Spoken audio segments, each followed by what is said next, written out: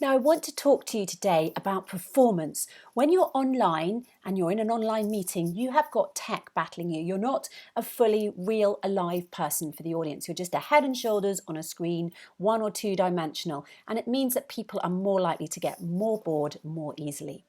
So, tips for performance. If you were going to go on stage as a performer, you'd obviously have lighting, camera, makeup, you'd be staged beautifully.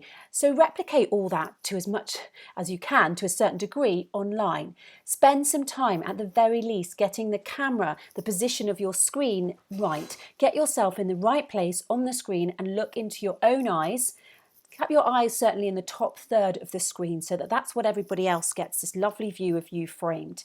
Look up at people who are on the call. So if you've got a gallery view, move it up to the top of your computer underneath where your camera is so that when you are looking at people directly, it doesn't look like you're looking down, which to be honest is not a good look for anybody.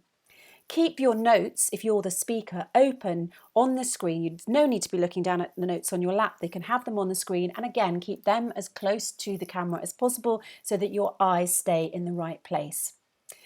Light up your face so that the planes of it and the movement of it is really visible. Don't sit back in the shadows and don't just make yourself look boring. Energize yourself as much as possible, and the lighting can really help you. Simple angle poised lamps that you might have at home will help you direct the lighting, or you can buy a cheap ring light online.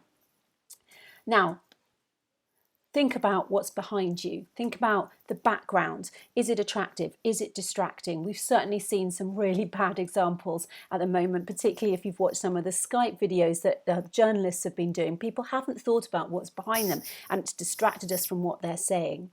And my other thing that I would really suggest is that if you are going to use slides, use really, really good ones. We're staring at computers so much at the moment that if you're going to put something up, it should be really worth looking at. Actually, a face is often far more interesting to look at than a really blur slide. So if you're going to use slides, use ones with animation and movement in them as much as possible.